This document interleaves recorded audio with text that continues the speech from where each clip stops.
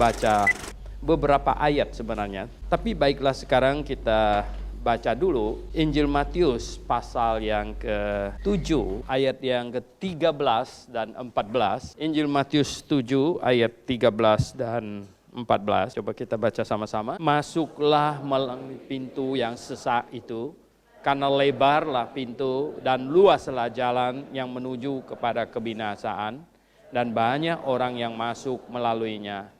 Karena sesak pintu dan sempitlah jalan yang menuju kepada kehidupan, dan sedikit orang yang mendapatinya. Kita baca lagi di Lukas pasal yang ke-18, ayat yang ke-8. Apa padamu, ia akan segera membenarkan mereka, akan tetapi jika Anak Manusia itu datang, adakah yang mendapati iman di bumi? Yang jelas sekarang ini adalah jalan menuju kepada kebenaran, jalan kembali kepada Allah, berbalik kembali kepada Sang Pencipta dengan mengasihinya, mematuhi semua perintahnya. Makin hari makin kecil, sempit. Pintu ke sana juga kecil dan sempit. Bahkan saudara yang saya kasih dalam Tuhan Yesus. Ayat kedua yang kita baca di dalam Lukas pasal yang ke-18 tadi. Ya, Lukas pasal yang ke-8 tadi, dikatakan ayat yang ke-8, jika Anak Manusia itu datang, adakah ia mendapati iman di bumi? Berarti Tuhan sendiri sangat pesimis. Pada waktu dia datang kembali, dia akan mendapati iman di bumi. Orang beriman pasti masih banyak sekali. Tetapi bukan iman yang Tuhan harapkan, yang Tuhan cari. Sehingga ketika dia datang, dia tidak dapatkan orang beriman yang seperti itu, yang dia harapkan, yang sesuai dengan standar dia. Atau dengan kata lain, yang beriman betul kepadanya. Nah saudara yang saya kasih dalam Tuhan Yesus, wah ini seharusnya menyentak semua orang Kristen yang bertanya-tanya, kalau begitu betapa banyaknya orang menuju ke neraka. Dan bukan hanya orang Kristen sebenarnya, semua umat manusia di muka bumi ini harus bertanya. Tetapi tidak banyak orang yang berani bertanya. Dan banyak orang bahkan sampai kepada kesimpulan yang mencelakakannya. Kalau saya berkata, wah semua agama nanti akan menuju ke surga. Masa?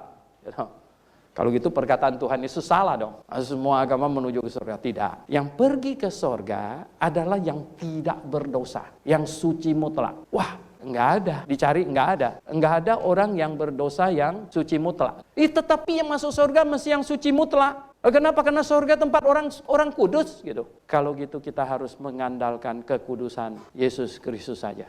Karena dia saja yang kudus, hanya dia yang kudus. Yaitu dengan cara apa? Dengan cara saya mengaku diri orang berdosa, menyesali dosa. Ya, saya kemarin berkata di seminar kemarin, orang bertobat, mengaku salah dan menyesal. Ada orang yang enggak bertobat, ngaku salah tapi nantang, ada enggak gitu? Ya udah, saya salah, mau apa lu? Mau apa? Nah, itu namanya itu ngaku salah tapi nantang gitu.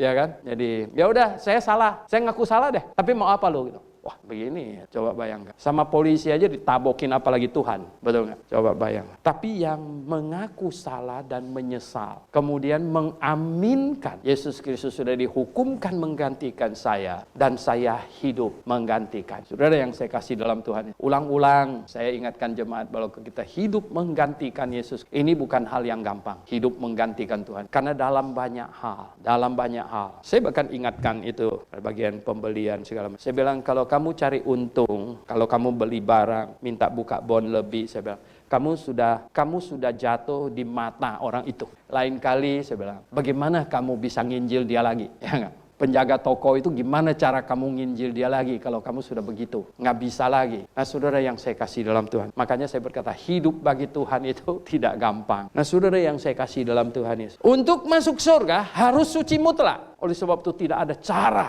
yang dari diri kita. Yang ada hanyalah kita tundukkan diri. Mohon belas kasihan dalam Yesus Kristus. Ada keselamatan. Karena Yesus Kristus sajalah yang kudus. Dan saya percaya kepadanya, menerimanya.